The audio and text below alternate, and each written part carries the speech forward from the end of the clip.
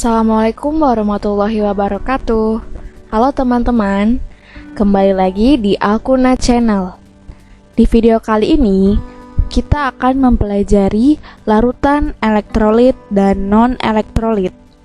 Tapi sebelum kita masuk ke dalam materi, mari kita perhatikan fenomena berikut ini. Pada musim hujan, beberapa daerah di Indonesia sering dilanda musim banjir karena curah hujan yang sangat tinggi, sehingga banyak menenggelamkan rumah-rumah penduduk. Menyikapi hal tersebut, biasanya pihak PLN mengambil tindakan cepat dengan memutuskan aliran listrik yang menuju ke arah transformator atau trafo yang terendam banjir. Tahukah kalian mengapa PLN mengambil tindakan tersebut? Apakah air banjir dapat menghantarkan arus listrik sehingga dapat membahayakan penduduk? Atau pernahkah kalian melihat informasi tentang larangan menangkap ikan dengan cara menyetrum? Larangan ini dilakukan karena cara menangkap ikan dengan disetrum dapat merusak kelestarian ikan, merusak lingkungan, dan membahayakan nelayan itu sendiri. Ketika nelayan mencari ikan di laut ataupun di sungai dengan cara menyetrum, banyak ikan-ikan yang mati yang mengapung di sekitar alat-alat setrum. Mengapa ikan-ikan di sekitar alat setrum bisa mati? Apakah air sungai dan air laut dapat menghantarkan arus listrik sehingga dapat menyebabkan ikan-ikan mati? Dengan mempelajari materi larutan elektrolit dan non-elektrolit, kalian dapat memahami dua fenomena tersebut dan mampu menjawab pertanyaan-pertanyaan tadi. Nah, karena pembahasan kita berhubungan dengan larutan, mari kita kupas pengertian atau definisi dari larutan terlebih dahulu. Larutan adalah campuran dua atau lebih zat yang membentuk satu macam fasa homogen, di mana setiap zat yang bercampur menyebar secara merata di seluruh campuran. Contoh, ketika air dicampurkan dengan gula akan membentuk larutan gula, atau contoh lain, air ditambah garam akan membentuk larutan garam. Yang dimaksud dengan fasa homogen adalah antara air dengan gula sudah tidak bisa dibedakan lagi. Itulah yang disebut dengan fasa homogen. Komponen larutan. Larutan terdiri dari pelarut dan zat terlarut, di mana pelarut adalah zat yang digunakan sebagai media untuk melarutkan zat lain yang umumnya berjumlah lebih banyak dibandingkan zat lain dalam larutan. Struktur zat pelarut tidak pernah berubah.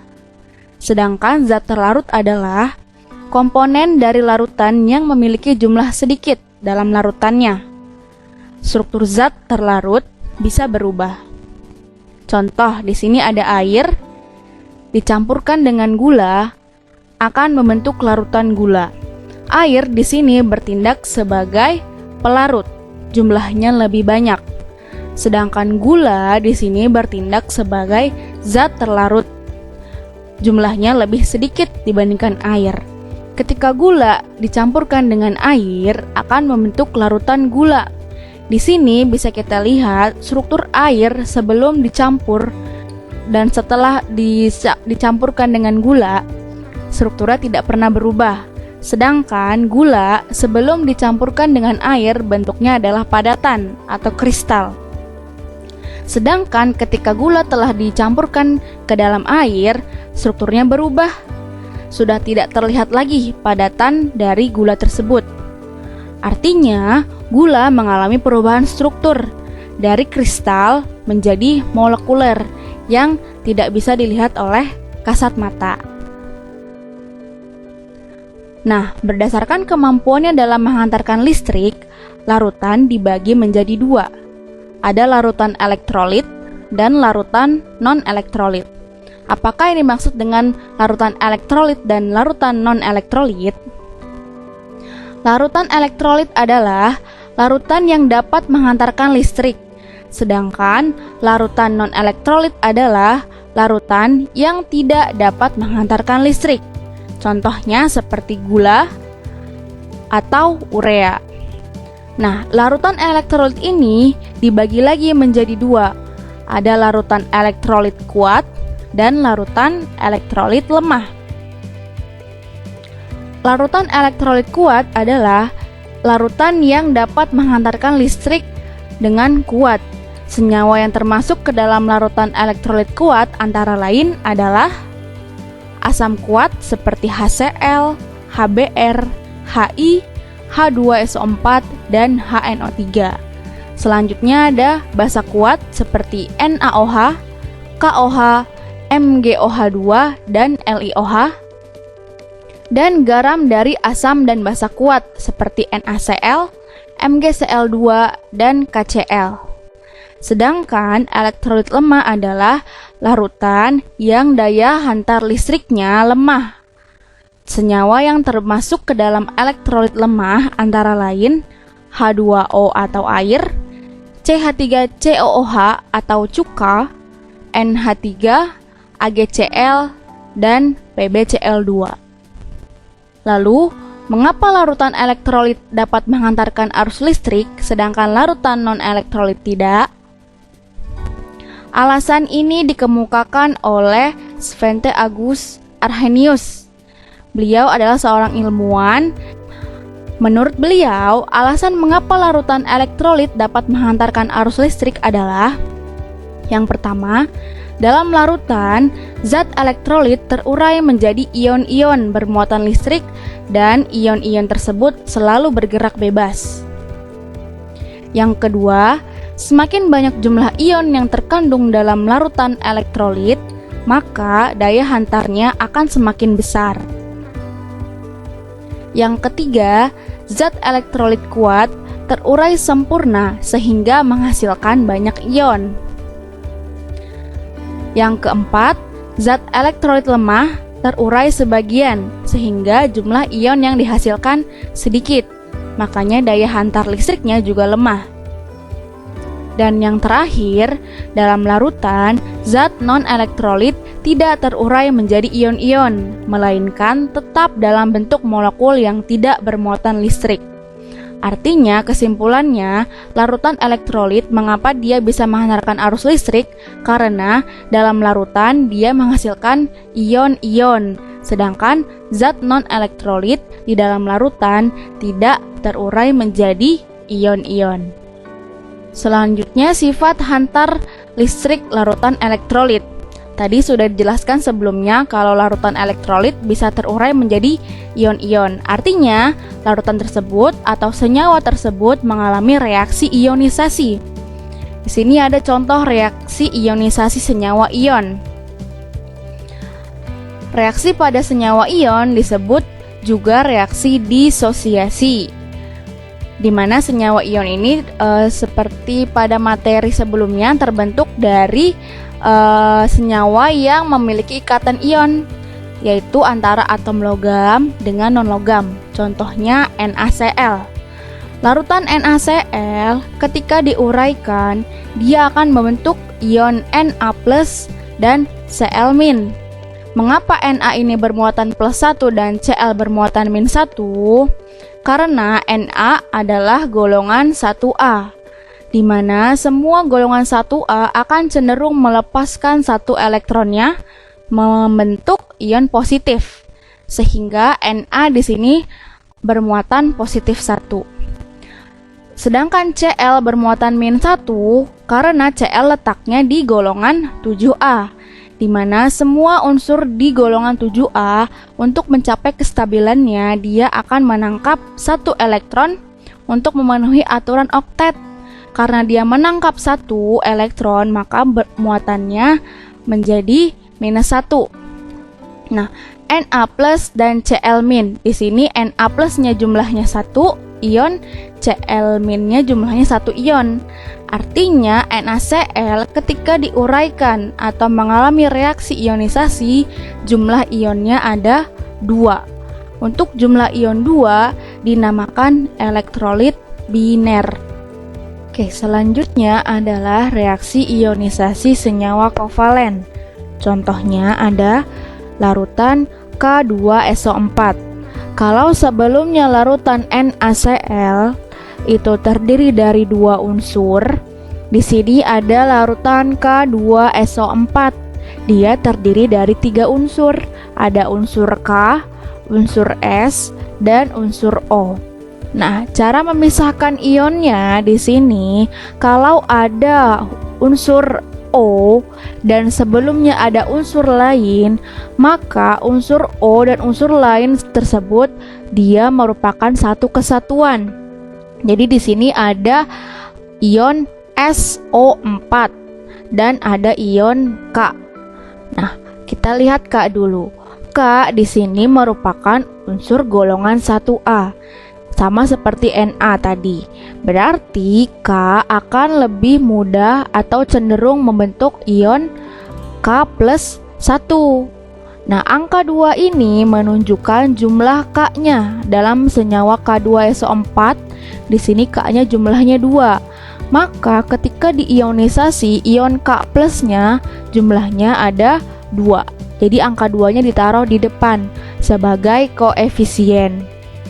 Dan ada ion SO4 yang tadi Miss bilang, kalau ada unsur O sebelumnya ada unsur lain, maka itu satu kesatuan, SO4. Nah, mengapa SO4 ini muatannya min 2? Karena K-nya plus 1 dikalikan koefisiennya 2, jadi total muatan K-nya di sini plus 2. Berarti SO4-nya muatannya min 2. Karena plus 2 ditambah min 2 sama dengan 0. Artinya muatan di ruas kanan 0. Kita lihat di kiri juga tidak ada muatan. Muatannya 0.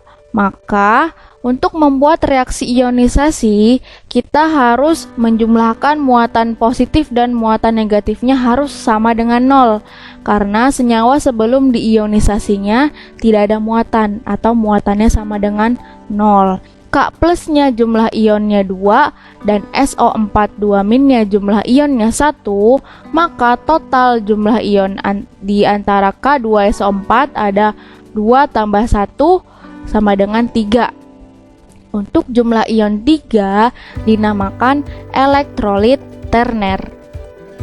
Contoh, buatlah reaksi ionisasi dari yang pertama HCl.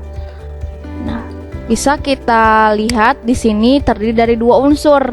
Berarti kita tinggal pecahkan saja. Di sini ada unsur H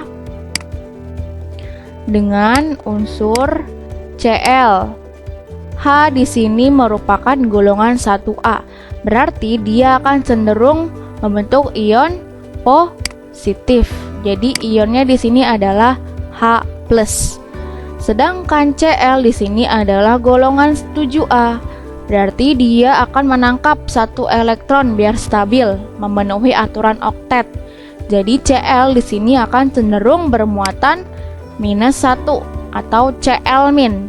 Bisa kita lihat juga di sini H plus 1 dan Cl-1. Ketika ion-ionnya dijumlahkan, plus 1 ditambah -1 sama dengan 0. Berarti muatan di kanan adalah 0.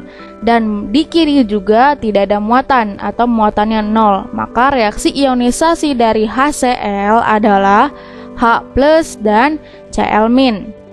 Jika kita hitung jumlah ionnya di sini adalah H-nya plus 1, Cl-nya -1. Jumlah ionnya sama-sama 1. Berarti total ionnya ada 2. Kalau total ionnya ada 2, berarti senyawa HCl merupakan elektrolit biner. Selanjutnya di sini ada AlCl3. AlCl3 kita ionisasi, berarti ada ion Al dengan ion Cl. Oke. Al di sini jumlahnya 1, maka yang di kanan juga harus 1.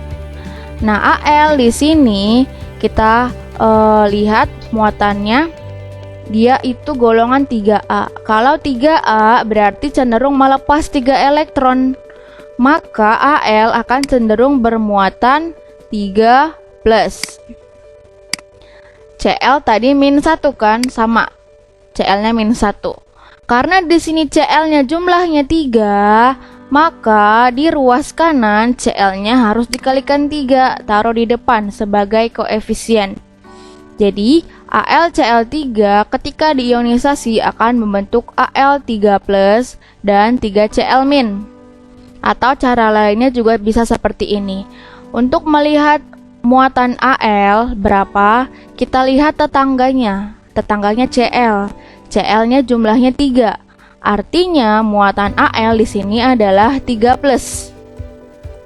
Sama untuk melihat muatan Cl juga, kita lihat tetangganya. Tetangganya Cl di sini Al. Al jumlahnya 1. Maka muatan Cl di sini adalah -1. Nah, ketika kita jumlahkan semua muatannya, Al3+ dan Cl 3 kali -1 berarti -3. Plus 3 ditambah -3 sama dengan 0. Berarti muatannya sudah 0, artinya reaksi ionisasinya sudah benar. Nah, kita hitung jumlah ionnya.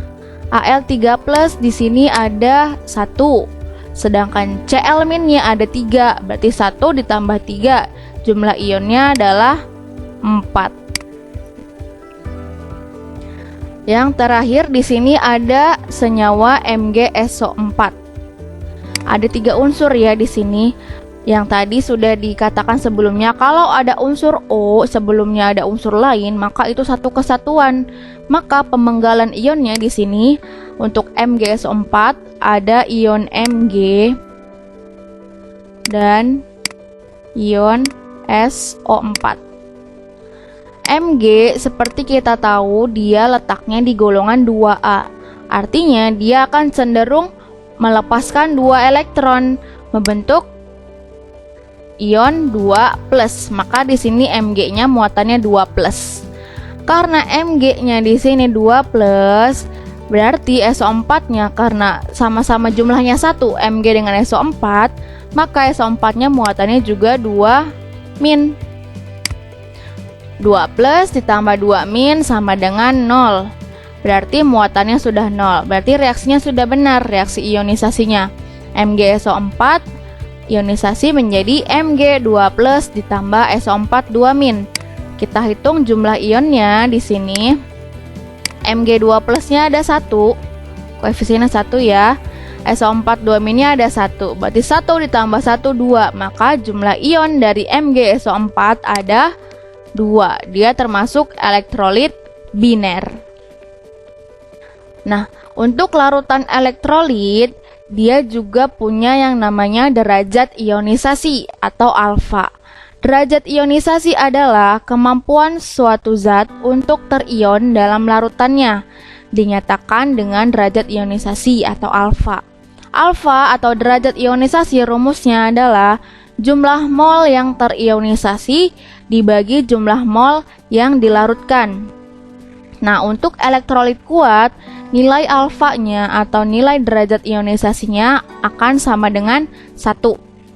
Sedangkan untuk elektrolit lemah, nilai alfanya adalah lebih dari 0 dan kurang dari 1, berarti antara 0 sampai 1.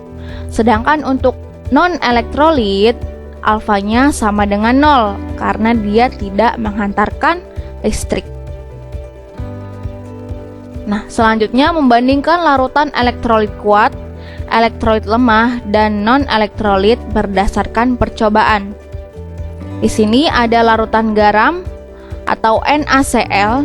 Tadi NaCl kalau diionisasi akan membentuk ion Na+ dan Cl-. Nah, di dalam larutan garam sebagai contoh kita masukkan 5 partikel NaCl. Ketika 5 partikel NaCl ini dimasukkan ke dalam air, maka di dalamnya akan terionisasi si 5 partikel NaCl ini membentuk 5 Na+. 1, 2, 3, 4, 5 dan 5 ion Cl-. Karena dia termasuk elektrolit kuat, berarti NaCl-nya terion sempurna. Semuanya menjadi ion-ion yang bergerak bebas. Maka larutan garam atau NaCl termasuk ke dalam elektrolit kuat karena NaCl-nya terurai sempurna di dalam air. Sedangkan di sini ada larutan elektrolit lemah. Contohnya CH3COOH. Larutan CH3COOH ketika kita ionisasi akan menghasilkan ion CH3COO- dan H+. Namun, karena ini termasuk elektrolit lemah, dia tanda panahnya bolak-balik. Kenapa demikian? Karena nanti si ion CH3COO- ini, karena dia sifatnya elektrolit lemah, dia akan mudah kembali membentuk CH3COOH, larutan seperti awal. Jadi reaksi ionisasinya hanya sebagian, tidak sepenuhnya seperti NaCl. Jadi ketika kita contoh memasukkan 5 partikel CH3COOH di mana derajat ionisasinya adalah 0,6 atau terion 60%, maka di dalamnya hanya akan terdapat ion CH3COO- sebanyak 3 dan H+-nya sebanyak 2. Jadi yang 2 laginya malah membentuk senyawa cuka kembali atau CH3COOH. Makanya dia daya hantarnya juga lemah dan termasuk elektrolit lemah karena terionisasinya hanya sebagian, tidak sepenuhnya. Dan yang ketiga di sini ada larutan non-elektrolit. Contohnya adalah larutan gula C12H22O11. Nah, larutan gula ini dia tidak bisa mengalami reaksi ionisasi. Oleh sebab itu, di dalam larutan misalkan kita masukkan 5 partikel gula, maka di dalam air akan terdapat molekul-molekul dari gula sebanyak 5 partikel. Bukan ion-ion dari gula, karena dia tidak mengalami reaksi ionisasi. Artinya dia tidak dapat menghantarkan listrik. Di sini kita akan membandingkan sama seperti yang sebelumnya, menguji daya hantar listrik. Ada elektrolit kuat NaCl, ada elektrolit lemah CH3COOH, dan ada non-elektrolit larutan gula atau glukosa. Nah, ternyata berdasarkan percobaan di sini, larutan elektrolit kuat atau NaCl ketika dihubungkan dengan lampu dan baterai, dia akan timbul gelembung di sekitar elektroda. Jadi di sini yang batang ini dinamakan elektroda. Dia di sekeliling elektroda akan terdapat gelembung gas yang banyak dan nyala lampunya juga terang. Itu ciri dari elektrolit kuat. Kita bandingkan dengan elektrolit lemah, larutan cuka. Di sini bisa kita lihat gelembungnya lebih sedikit dan nyala lampunya juga agak redup. Jadi ciri dari elektrolit lemah adalah gelembungnya sedikit dan nyala lampu redup. Atau salah satunya ada, misalkan gelembung tidak ada tapi nyala lampu redup, itu juga termasuk larutan elektrolit lemah. Nah, yang ketiga kita bandingkan larutan gula. Di sini di sekeliling elektroda tidak terdapat gelembung dan lampunya juga tidak menyala. Karena dia tidak menghantarkan listrik dan tidak mengalami reaksi ionisasi, maka ciri dari larutan non-elektrolit adalah tidak menyala lampunya dan tidak ada gelembung. Oke, kita masuk ke contoh soal larutan elektrolit dan non-elektrolit. Contoh 1. Senyawa CH3COOH termasuk larutan elektrolit karena A. merupakan senyawa kovalen polar, B. terionisasi dalam air, yang C. merupakan senyawa ion, D. larut dalam air, dan E. terdisosiasi menjadi molekul-molekul. Kira-kira yang mana? Oke. Karena di soal sudah dijelaskan kalau CH3COOH termasuk larutan elektrolit. Larutan elektrolit tadi definisinya dia mengalami reaksi ionisasi dalam air. Jadi sudah jelas jawabannya adalah yang B, terionisasi dalam air. Contoh 2. Di sini diketahui nyala lampu dan gelembung gas larutan elektrolit dan non-elektrolit berdasarkan percobaan. Nah, pertanyaannya, berdasarkan data tersebut, manakah larutan yang termasuk elektrolit kuat dan elektrolit lemah? Tadi ciri dari elektrolit kuat adalah menyala, terang, dan gelembungnya banyak, serta derajat ionisasinya sama dengan 1 atau mendekati 1. Kita lihat di sini larutan 1, nyala lampunya menyala dan gelembungnya banyak, berarti larutan 1 termasuk larutan elektrolit kuat. Larutan 2 tidak menyala nyala lampunya, gelembung gasnya juga tidak ada. Berarti dia termasuk larutan non-elektrolit. Larutan ketiga, menyala, gelembung gas banyak, berarti termasuk larutan elektrolit kuat. Yang keempat, nyala lampunya redup, gelembungnya banyak, berarti karena lampunya redup, dia termasuk elektrolit lemah. Yang kelima, nyala lampunya tidak menyala, gelembung gasnya sedikit. Karena masih ada gelembung gasnya walaupun sedikit, berarti dia termasuk ke dalam larutan elektrolit lemah.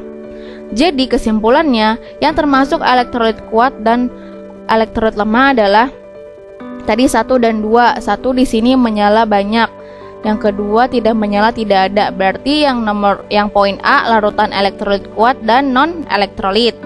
Kalau yang B 1 dan 5 menyala banyak, tidak menyala sedikit. Tadi yang 1 adalah elektrolit kuat dan yang kelima adalah yang kelima adalah larutan elektrolit lemah. Berarti jawabannya adalah yang B 1 dan 5. Oke, untuk video kali ini cukup sekian. Semoga apa yang disampaikan dalam video ini bisa dipahami dengan baik. Sampai bertemu di video-video selanjutnya. Wassalamualaikum warahmatullahi wabarakatuh.